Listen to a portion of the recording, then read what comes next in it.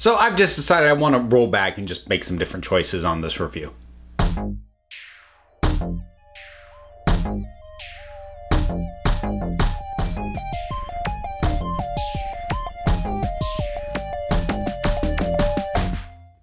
So, kind of a bit of a follow-up to Bandersnatch, because I've now seen it a couple more times, and I got myself a flowchart and have seen all the endings, including what I think I would consider to be the proper ending.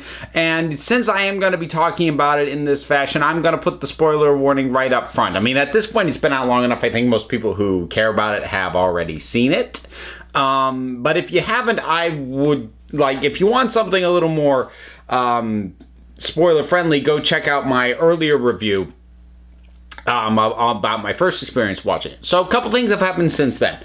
First thing that happened was I watched it with my partner Liz and let her make the choices.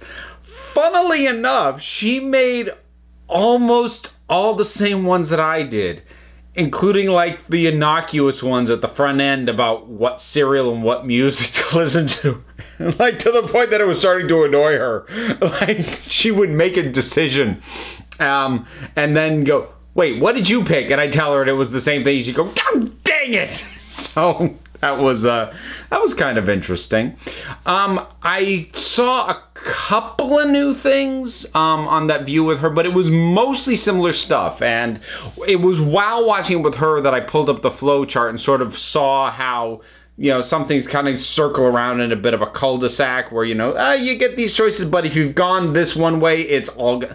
So, like, if you follow, like I said, there's going to be spoilers. So, like, if you follow Colin instead of go visit Dr. Haynes, it puts you off in kind of this cul-de-sac where, you know, you can make these choices of, do you accept the acid, refuse the acid, whatever, but it just kind of puts you in this little loop that you can dance around until you know, go back to an earlier decision and see Dr. Haynes instead.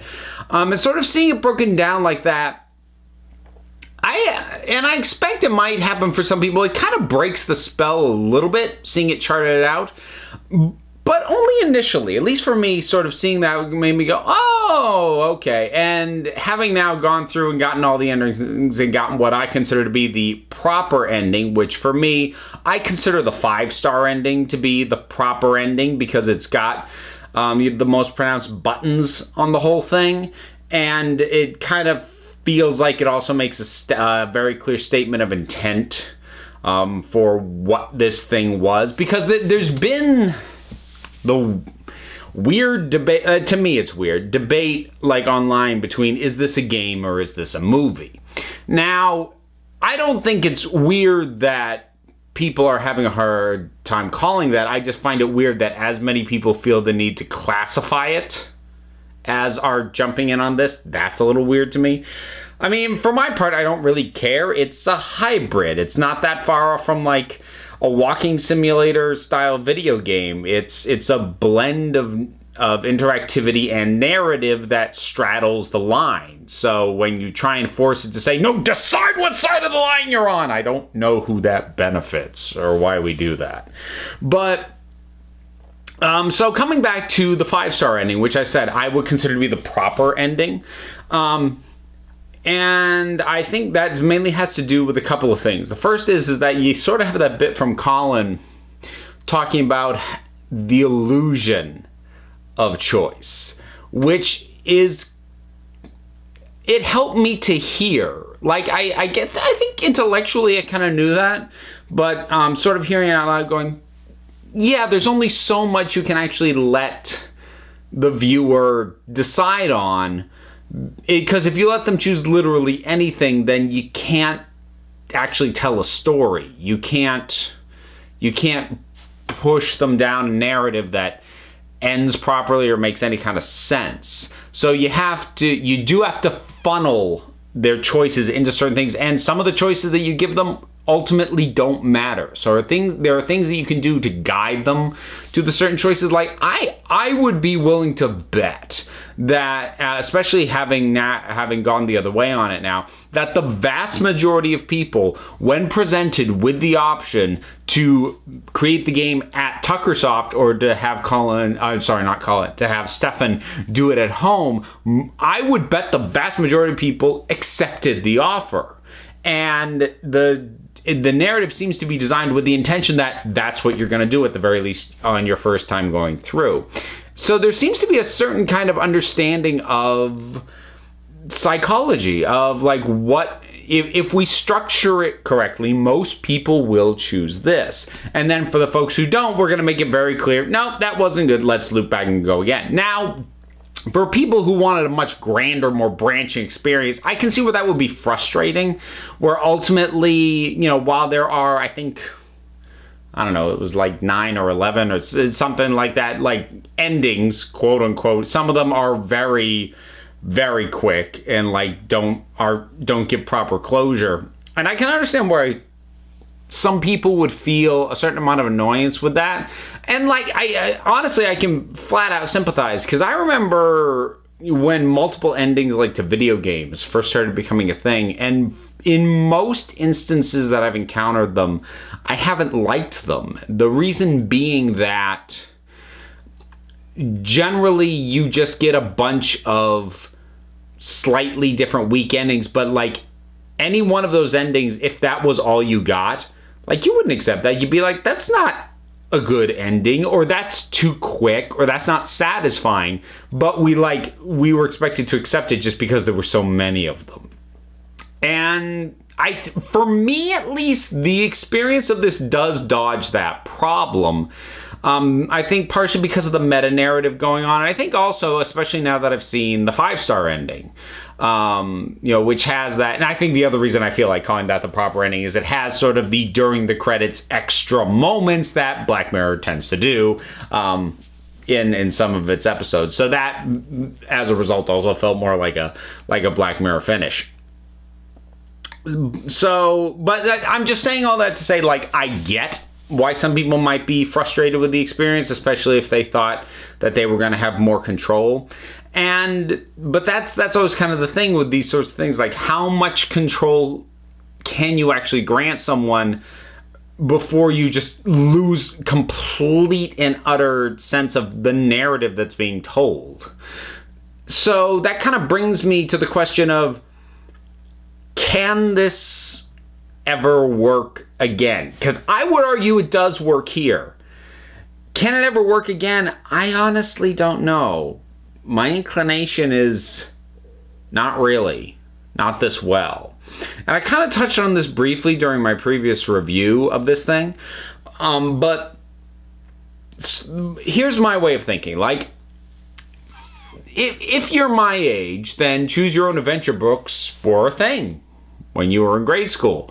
So if you remember those at all, how many people like remember liking the actual stories? Like, not the experience of reading it, but like the narrative. They're not particularly memorable. Some of the endings you get are memorable, but a memorable moment, a memorable ending is not the same as a memorable narrative with characters and arcs and, you know, emotional impact. The narratives were very stripped down, very basic, very generic, very just functional. They got the job done to buoy the gimmick, which was choose your own adventure. And that is the thing. Choose your own adventure by its nature is a gimmick. And I think you can get away with that in a book a little bit more, partly because it's a lot cheaper to write and print a book than it is to produce something like this. Because my suspicion is that this was probably very successful for Netflix. We'll never know for certain because Netflix doesn't release its exact viewing numbers. But I suspect this did well for them, but I would be very shocked if they see this kind of success repeated because, well, first of all, like, I would imagine the amount of work gone into this must have been maddening to try and sketch this out, to even come up with what they did. You know, regardless of whether you think they completely pulled it off or not. The logistics of this must have been a nightmare.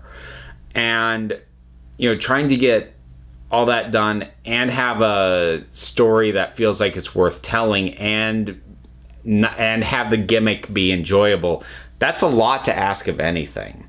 And I mentioned before that I think this is probably the best story that you're going to be able to tell with this gimmick, and I stand by that.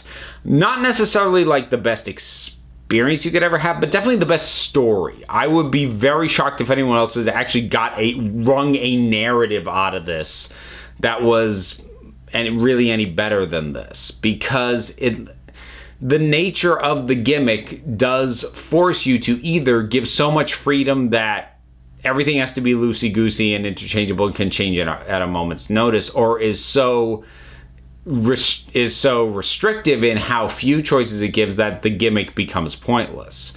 And I think a good way around that, and what Bandersnatch does, is to go meta with it, is to have the fact that someone externally is making choices is actually part of the narrative itself. But having now done that with basically the first thing designed specifically for Netflix to do that, some people, yes, pointed out to me the Minecraft story mode thing is on Netflix. That already did that, but that was a video game first. They just took the story components and put them on, so I'm not counting that as the same thing. This was built from the ground up to be Netflix streaming. So for their first go on this, to immediately deconstruct the thing they were doing as they were premiering it. I've said in the past, when you deconstruct something, you break it, and it doesn't really work again after you do that.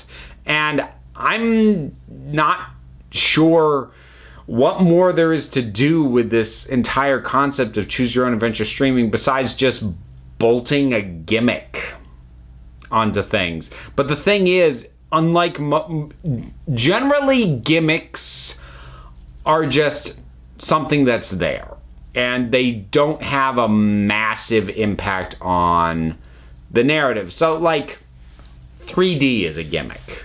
Heck, I consider IMAX to be a gimmick. A very pretty looking gimmick, sure, but it's a gimmick. People will build, you know, their films around it, but ultimately, even without it, you can still experience it as a film, as a story. The choose your own adventure thing doesn't quite work like that. I do feel it is still a gimmick in that it's just a novelty being bolted on to grab attention, but it does force you to fundamentally change what it is you're doing from the ground up, which makes it a really difficult thing to do, an even harder thing to do well. And I'd be really surprised if this actually becomes like a serious trend. I expect we'll get a few more folks will try it. We'll probably get a few more this year. I'd expect we'll get a few next year, because there'll be, you know, people and showmakers or what have you who see this year and go, I bet I could do something like that. They'll work on it through all of this year. It'll come out next year. But I will bet money that once we're out of 2020, this sort of thing is going to be a rarity, if not just kind of dead in the water, for the amount of work that's going to be involved versus the returns that most of these places are going to end up getting back. But we'll see. I still enjoyed it. I still like Bandersnatch. It's yeah, it is an experience. It does straddle that line, and yeah, I think this was a solid piece of work from Black Mirror. I thought it was a kind of a cool experiment. I don't think I need to see this gimmick ever done again, though. So Bandersnatch, sort of a more thorough thoughts on it now that I've experienced pretty much everything that it has to offer. So any additional thoughts you want to share that maybe you didn't leave on my last video? If you even saw my last video on it, whatever they are, drop something down in the comments. Let's talk about it. A whole bunch of stuff you can do, because there's buttons and links, including one to the Patreon. If you are the generous type, every little bit helps. It's cliche to say it, but it is actually true. But if you don't want to, there's a whole bunch of other links down there you can press. You don't want to click on any of them, that's okay too. Because at the end of the day, you're the council. I just run the meetings. And until next time, this council is adjourned.